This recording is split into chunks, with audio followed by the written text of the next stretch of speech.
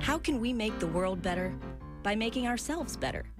The Dr. Joe Show explores how you can make positive personal change by using his groundbreaking and highly effective I Am approach to understand who we are and why we do what we do. Your small changes can have big effects. Join us now for the Dr. Joe Show with Mark Stiles of Stiles Law and your host, Dr. Joe Schrand. Welcome to the Dr. Joe Show. Yeah, massive applause. Massive. Mark, that was fantastic. It was great. There was no tickle in your throat or anything. I mean, nothing. I cleared my throat. Are you like expanding your lungs with all the bicycling or something? Come on. Maybe that could be it. It's possible. I mean, you're really on track for this. Well, I purposefully cleared my throat before doing it this time. I typically forget to do that. So there's that. That was really good. That was really using your prefrontal cortex and sort of head. Nice. Nicely done. So I hope it's been a good week. Great week. How about you? Yep, it's been great, and I'm very excited because both of my daughters are coming out from LA to celebrate our weekend here. The house that we live in now, Carol, my wife, moved in with her family in 1963, so we are celebrating the 60th anniversary. Oh, fun! This weekend, really incredible. So looking forward. Oh, that's fun. Yeah, it's gonna be great. Tom, could you introduce our guest for tonight, please? Absolutely, Dr. Joe. Tonight, we are honored to have Joseph Green, a spoken word artist, educator, motivational speaker, and narrative disruptor with over 20 years of experience creating dialogue that's led to success in classrooms, boardrooms, and living rooms. He believes strongly in storytelling's innate ability to connect people to their higher purpose and one another, creating a world that is a better place for everyone. He is also the CEO of LMS Voice, an educational consulting and production company. Welcome to the Dr. Joe Show. Welcome, Joseph Green. Hello, everyone. I'm excited to be here. And we are excited to have you. I wonder, can we just get right into some of your creative process? Yeah, I will start with the poem. I will say that this poem comes heavy, and it is if you know me, if you're listening and you met me before, you probably heard this poem, but it's a poem about my father, and he's in the late stages of Alzheimer's now, and I try to do this poem as often as I can, and it helps me remember.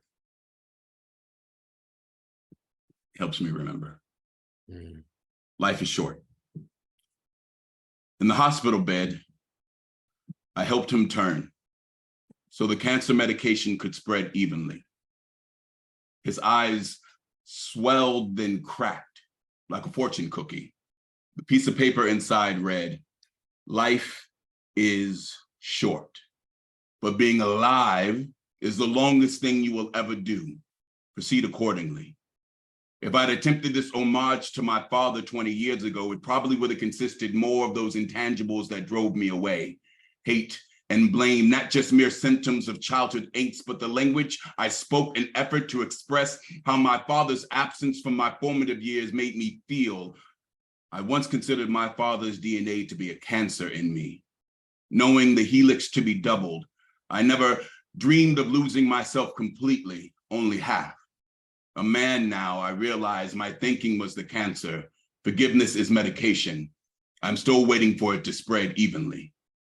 Always with the wrong bottle in hand from birth, he showed me the image of addict. It resembled something like a court jester juggling knives, one blade for family, one blade for work, one blade for marriage, one blade for regret, one for the military that never treated him as equal, one for the father that died when he was 10, another for the mother that was never the same. All the while spiraling down towards the greatest come to Jesus moment ever. 16-year-old son in the backseat, his wife picks him up from jail after his second DUI. My father has been in recovery for over 30 years. His poison was alcohol. Mine was cocaine. They say parents want children to grow up, achieve feats greater than their own. I don't believe this is what they had in mind. I've spent years mortified of mirrors for having his image projected back on me. I saw the new likeness at the bottom of empty whiskey bottles in clear plastic baggies. I mainlined hate and blame, but I became so high, I had nowhere to go. Rock bottom in the sky, I landed in my father's arms. Through falling, I've come to realize that just as he did not, I did not ask for this predilection towards addiction, that hate and blame are just new ways to get high for those of us not willing to change. And that which took him over half a lifetime only took me 10 years to overcome, because he has shown me what recovery looks like, what dignity reinstated looks like, what a future not haunted with regret looks like. I refuse to be 10 years down the line, traveling a bat out of a homemade hell on Route 95, stopped by a cop for going 95, exclaiming out of the window of my vehicle, that like all men, my father is dying. And like most men, I never told him I understood. Never told him I knew one of those blades he juggled had love for family engraved in it. Never said I forgave him as I hope he has forgiven me. Never said, thanks, I'm proud of you. And though I know neither side of this reflection will ever be perfect, I'm no longer scared of mirrors, because life is short. But being alive is the longest thing you will ever do. Proceed accordingly. Wow. I've got goosebumps. Yeah. Joseph, thank you. How is that for you to read that, to say it again, I bet? You know, I've been working with young people for many, many years, and I know that there are parents who have put pride or stubbornness, or as you put in the pre-show, what they believe their child should be, in between them and their child. And I know that there are children who put disappointment and resentment and self-righteousness in between them and their parents. And I was lucky to have been able to do this work long enough, and for my father to do the work long enough and be around long enough to have made our amends, that I do that poem and it does sting. But if one person, and I know it has, hears this and says, I don't know what the way forward is, but I know that what I'm doing now is not working between me and my loved one. And to realize that that idea of life is short, but it's the longest thing you will ever do. It becomes this long thing when we live in the regret of the actions that we know we should have taken. And it's short because we only have the amount of time that we have to make the changes we need to make. It's never too late until it's too late, right?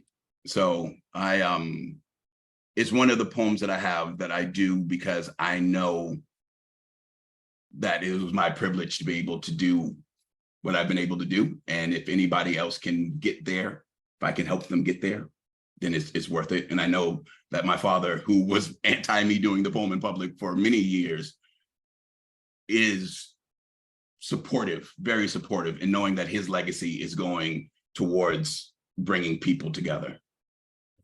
It's a wonderful image. You know, life is short, but the longest thing you'll ever do. That is really brilliant. I can relate to that on many, many levels. We'll talk about it, but we will take a break and be right back with poet Joseph Green. Hey, folks, thank you for listening to the Dr. Joe Show. We've been investigating whether or not we want to bring sponsors into our podcast. What are your thoughts?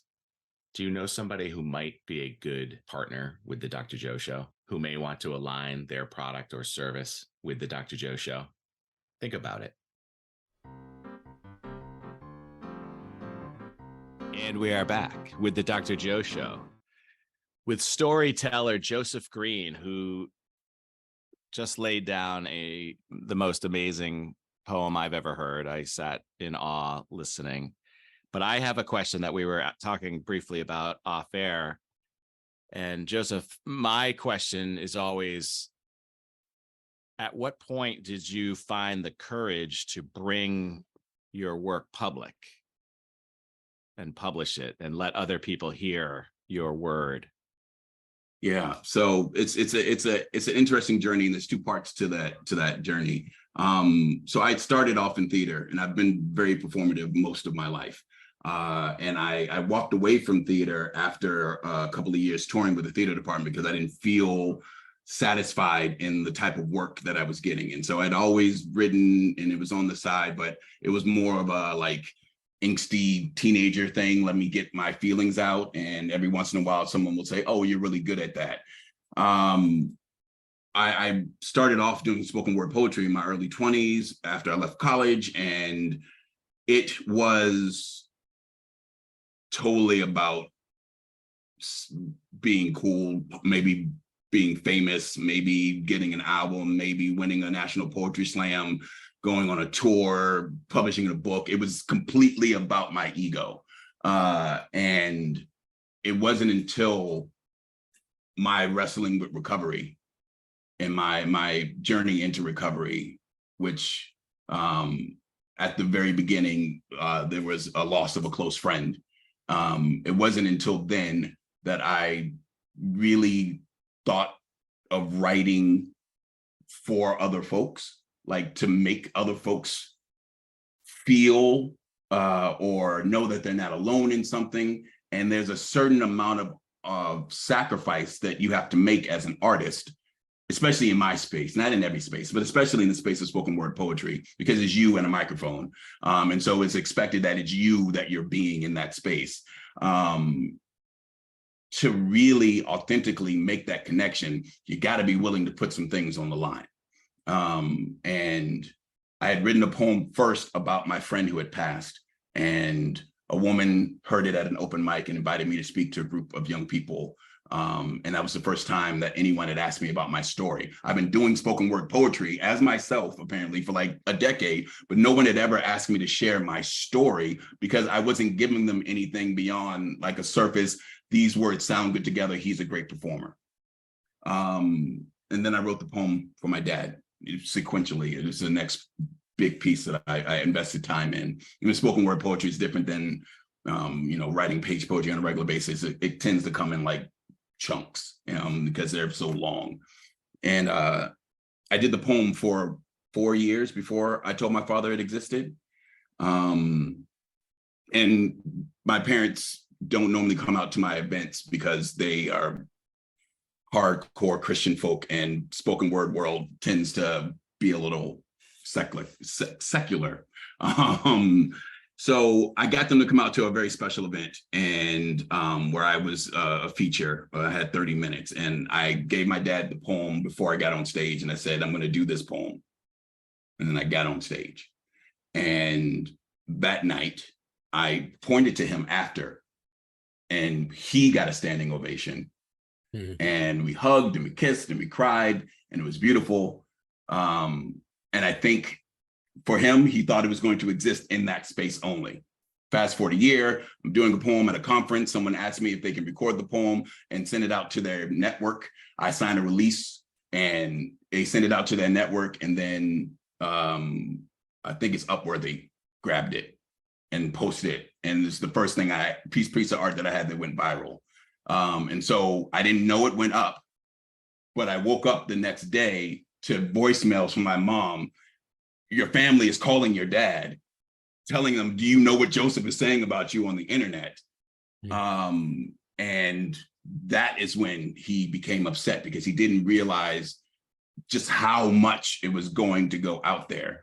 And my dad is an older, Black gentleman from the South, military. The fact that he didn't run out of that room the night I performed it was a miracle. So it was a lot to expect him to be able to. Long story short, they tell you don't read the comments. That's not always true. So after taking it from him and hearing his anger, I read the comments, and then I sent him the comments. And it's all the things that I was saying earlier, that I need to call my son.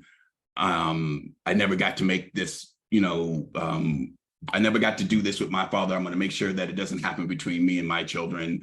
Thank you for your sacrifice and sharing. Thank you for your courage. Thank you for this. Thank you for that.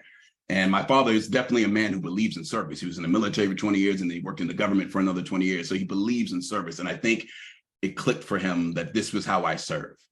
Mm. Right. And that his story is my story, like it or not. And I think at that moment, he realized that it wasn't to be famous. I didn't do it because I wanted to put something salacious out there that was clickbait.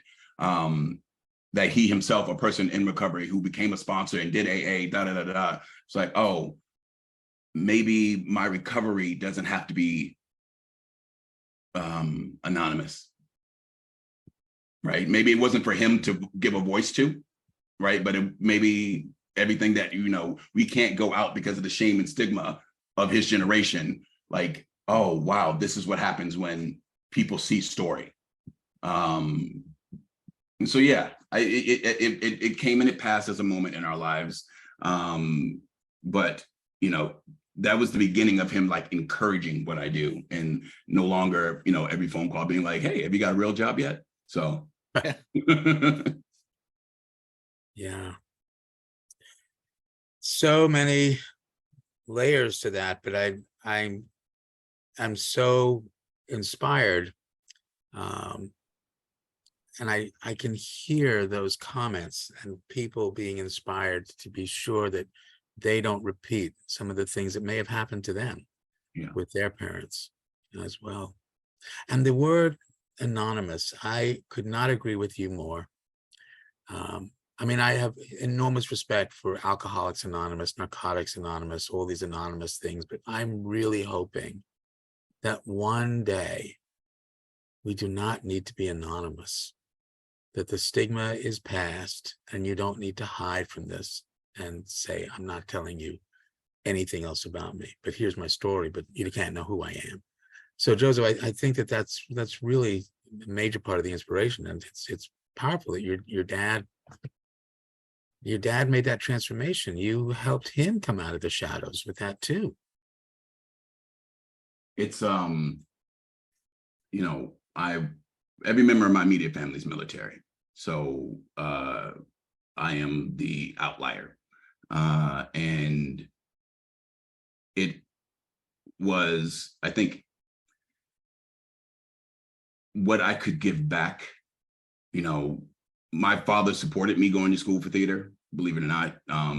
And even though it took me a decade and a half to like get my head out of my butt, when I did, I think the tools that I was able to bring back to my family allowed us to be in a way that we hadn't been before, as far as being able to communicate or willing to communicate, or having someone who would insist upon communication but not get angry when things didn't go the way they were supposed to go. That with my mother, if you combine that with my mother's undying faith that our family unit was meant to survive intact, she was the faith, and then I was the technique, and then I think we were able to be what we are now, which is not perfect, but functional and supportive of one another. So that is from what we were to what we could have been, it's pretty damn good. Yeah. And I mean, that's part of the story as well, about why you didn't go that other path. What was it inside you? What was that strength, that resilience to become Joseph Green? What's interesting about my path is I tripped into working with young people. It wasn't something that I intended on doing. I had come back from New York. I was living with my parents. I was stumbling into recovery my own stubborn way. And I got a phone call from a former teacher of mine, and she was like, hey, they're promoting me. Do you want to coach the speech and debate team or the speech team? And I was like, you know what? I'm working at I was making smoothies at a gym, right? That was my first job back into the real world. And I was like, yeah, something that like makes me feel like I have purpose instead of making smoothies for people that I graduated high school with. Yeah, I'll do that. And so something about being in the presence of real courage, which is when you see someone transform from thinking I can't to I can, right? You see it, you know it's there. But when they really embrace that, it's harder to deny the need for that in your own personal life. So I, just like they say, say young people keep me young. The young people that I've worked with, the hundreds of them at this point in my life, every time I see them brave a stage, or even a classroom, to see a fourth grader for the first time get up and read poetry in front of their classmates and not be scared of it, to when they leave the space, they're going in nervous, but coming out with confidence. I am an amalgamation of each of those tiny moments. And so that's that cycle that we don't talk about, I think, enough. There is no selfless act, right? Like even this work that I did for many years for free because I didn't know how to make money from it. I was doing it because I was being fed. My soul was being fed.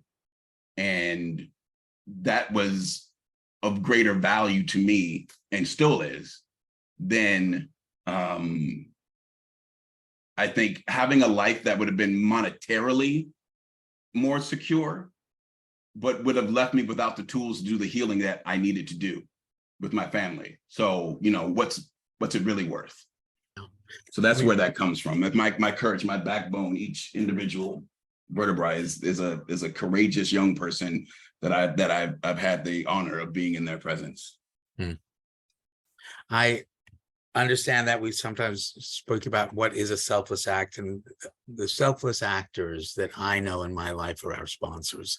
And with them, they are absolutely the backbone of the Dr. Joe Show as well. So I relate. Let's hear from them, Larry. We'll take a commercial break. We'll be right back with the Dr. Joe Show. Hey, folks, welcome back. So any thoughts? Do you listen to other podcasts? Do you see how they do the sponsors? Is there a way that they're utilizing sponsors that you enjoy or you don't enjoy? I listen to Smartless, and I really enjoy how the co-hosts share the voiceover for the product or service. It's really funny for the most part, but it's unique. It's them really endorsing. Does that work? What do you think? Oh, we're back with the Dr. Joe Show with storyteller Joseph Green. And we were talking about something that we've talked about a few times on the Dr. Joe Show, and these selfless acts. You started to talk about it before we cut to the break, and being charitable. Is it selfish to be charitable, or what is going on? Yeah. And it's similar, to my phrase, contribute to society to help with your sobriety. I mean, by giving to others, you get rewarded. And right. What's wrong with that? Joseph, when you were talking about that kid and the first time they do the poetry and they come up and they're nervous and then they come out and they feel great, there's brain chemistry with that. That's oxytocin, not OxyContin. That's oxytocin. That's when somebody says you're amazing and you feel that rush. That is one of the great keys to how we help people maintain that sobriety, but that sense of value. We all want to feel valued by other people. That's I couldn't agree more. The majority, so you saw Tipping the Pain Scale, and the scene that they have of me in Tipping the Pain Scale. I'm working with a group of middle school students, and I'm doing a gratefulness workshop. And it took me years to convince people to allow me to work on that part of the young person. I got my start as a creative writing teaching artist in the school space. And so that's typically what they want to bring someone in to do. Like, how can you help us help the young people with their test scores and their understanding of these different concepts and so on and so forth. And when I started to switch it a little bit, I'm not just going to teach, metaphor for the sake of metaphor. I'm not just going to pull another poem that they've already read from text. And we're going to write a poem today, but the focus of it is not how well of a poem you write, but how can we take our energy and be in control of it, right? And so you get to choose what you write about. It is harder for you to write about gratitude because it's not something that we talk about often enough, right? But we're going to do that. And then I want y'all to just watch the young people glow as they're talking about these things that they're grateful for. And they're talking about their family and their pets and their teachers in ways that we don't create space for regularly. And then there's an energy in the room. The oxytocin becomes something that is a communal thing. If I say something positive and you feel the positivity from that, then we're both getting it. And we can now start measuring the feeling of what happens when we start with the gratitude thing.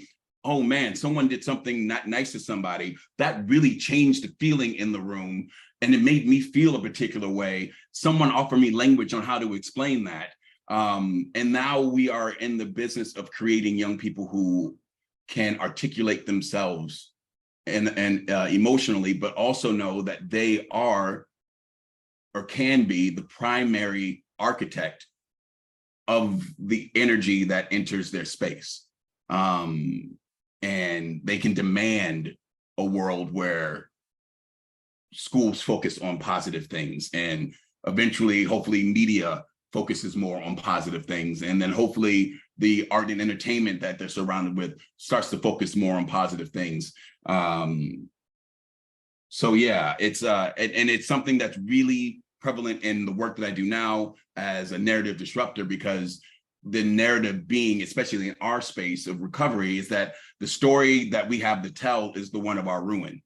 And that's what the world wants to see. That's what, I tell folks the first time I got on the local news, I was hosting an event for young people. It was a contest, a drug-free contest where they got to make slogans. And I told my mother about it and she tuned in, and underneath my name, that program director, former drug addict, Joseph Green, because that was like one of the things I said in like why I do this work. So they decided to go with that. Yeah. We can control that narrative. We can change that narrative. We can disrupt that narrative. And one of the things that I say in my workshops and trainings that we do is in this space, we are offering our stories as gifts. And I want you to think about what type of gift you want from someone. Mm-hmm. When we're talking about the bottom, it's important for us to know that. And there are people who have similar lived experience where talking about those things is necessary so that we can build community. We're not alone. But when we're sharing our stories out, it's not the ruin at the bottom. It's the individual fabrics of hope and love and redemption that created the rope that got us out of the hole. That's the story that we can offer other people where it's actually a gift. And so I think it's all just, my work is like kind of 360, because a lot of the things that I learned working with young people, right, I now, make the delivery system a little more sophisticated, but there was no reason to ever remove ourselves from those very basic things that we taught ourselves and we were taught as young people on how to interact with one another and treat one another. Cool. I'll stop there to see if you have anything else to say. Mark, Tom, do you want to comment on that? Or I think it's again, these guys are rarely at a loss for words, which means that you've dug in, you captured something.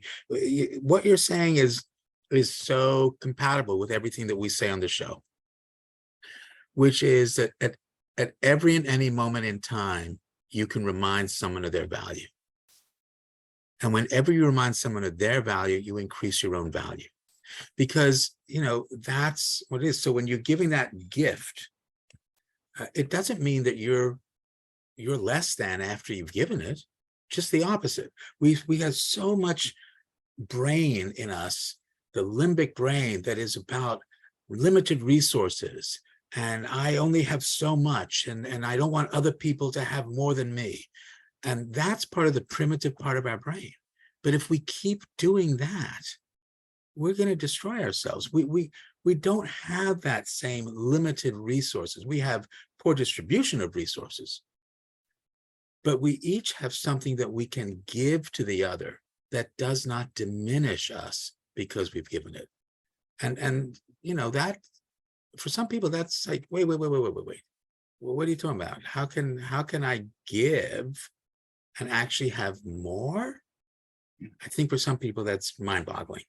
During the break, Mark, you were asking me how I would like to, how you like to, what title I wanted you to reintroduce me with. And one of the things you said was motivational speaker. And it's something that lingers around me because there's a general understanding in society as to what that means. But it's something that I personally shy away from because there's something about motivating people without giving them the tools with which to capitalize on that motivation that seems overly self-serving. It's like, it's almost drug dealing in the sense of keep coming back to me for this good feeling. I'm going to keep making you feel good, but I'm not going to give you the tools with which to sustain this without me, right? And so I think the greatest learning that I've had in the past 5 years is that I find so much more satisfaction and pleasure and joy and more and well received when I insist that whatever moment I have is coupled with a learning, right? We didn't get to do that at ASAM because I got called in so late, but like I almost refuse now to do just a keynote, right? Like everything I do is offered in a package. Sometimes it works, sometimes it doesn't, just because of the nature of conferences. But it's my job is to eliminate my purpose, right?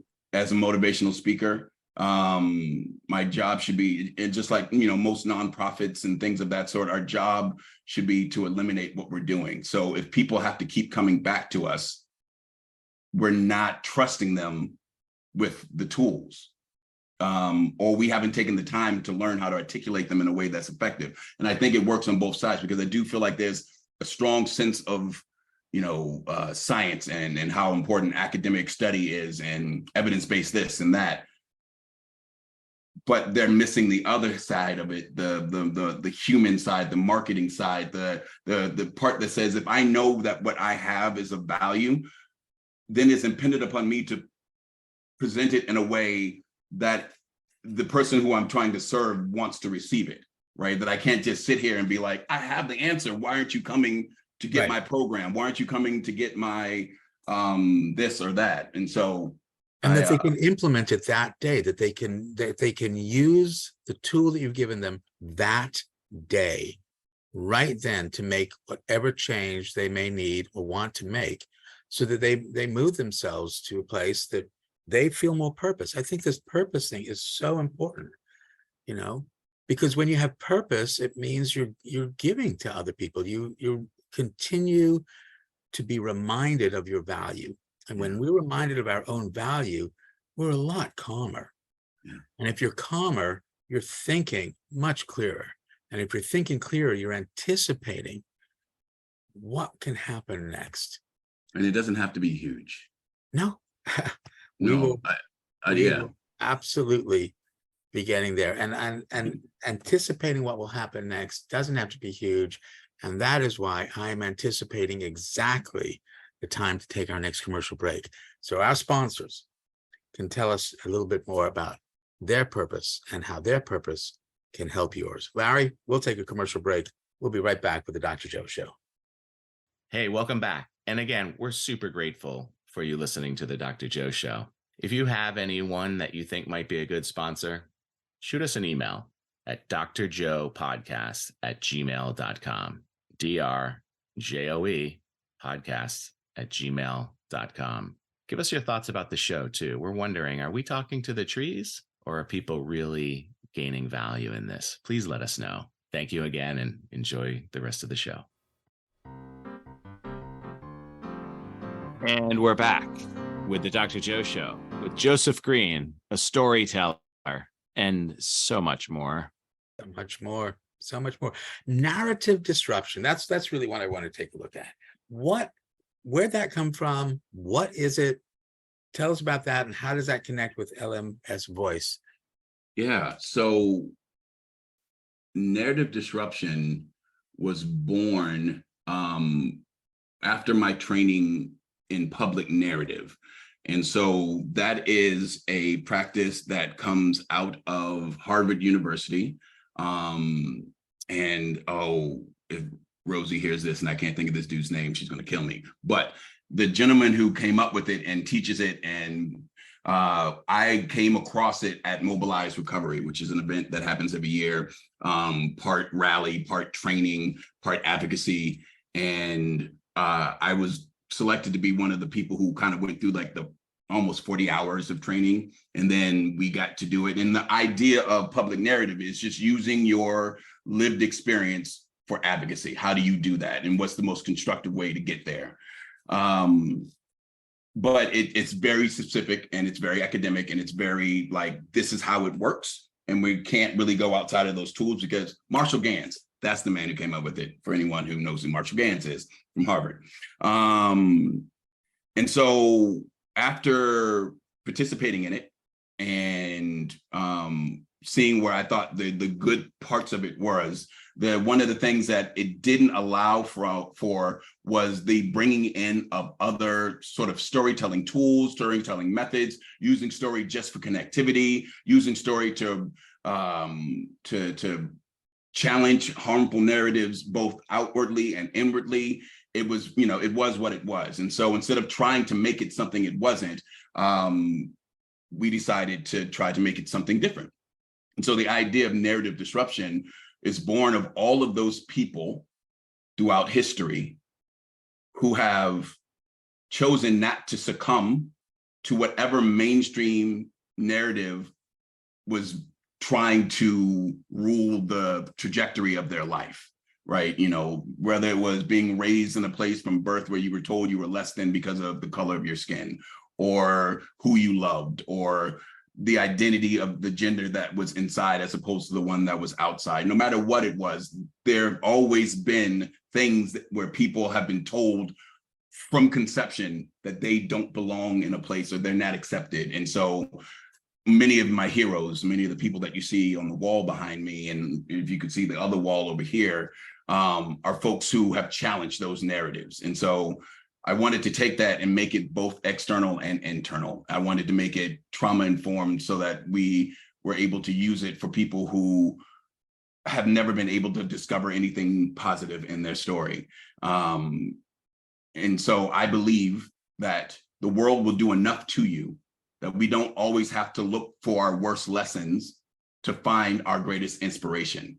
And that even if we didn't listen to the good advice or we didn't listen to the wonderful example, that we have seen and been present, and when present for very profound moments. And this work allows us the opportunity to go back to those spaces and say, actually, yes, I recovered from, but it was my grandmother's never giving up on me where I learned the resiliency, right? So I didn't overcome the drug. I tapped in to the gift that was given me. And it changes the way not only that you tell your story, but it changes how you see your world now. Yeah. And where you pull your motivation from. We're so often pulling motivation from the FU part of life. Like I'm angry and therefore I'm going to act. And I think that when people are in touch with their values and know where their values are born from and can pay homage to them, they can now look for new ways to not only reinforce, but grow organically with the trials and tribulations that are going to continue to happen in their life, but without, only seeing those things happening. So I teach that the best that I can. I do workshops and I do it with people in recovery. I do it with people who work with people in recovery. I do it with theater companies and so on and so forth. And yeah, it is slowly becoming my life's work. And I'm very blessed to have been introduced to so many wonderful narrative disruptors throughout my life and still to this day. So Joseph, how do people find you? How do they, how do you tap into your expertise, tap into your storytelling? Yeah, I think the easiest thing would be come on by the website. It's www.lmsvoice.com, and it is part website and part resource. There's two parts of it. There's the storyteller part where you can come and learn a little more about the storytelling, but just get in contact with me. Or there's a curriculum site that is run by my good friend and partner of many years, Brian Hannon, where we have hundreds of pieces of curriculum for folks who want to get into creative writing. This is not specific to the recovery world, except for the fact that I believe that this act of creativity, this act of self-exploration is vital to not just recovery, but for folks in all parts of their lives. So it's a free thing. It's absolutely free. It's always been free. And it's expanding. And so you go visit that, do a writing workshop, see a video, watch a poem, or, reach out to me, follow us on Instagram or Facebook. But yeah, the easiest way is lmsvoice.com.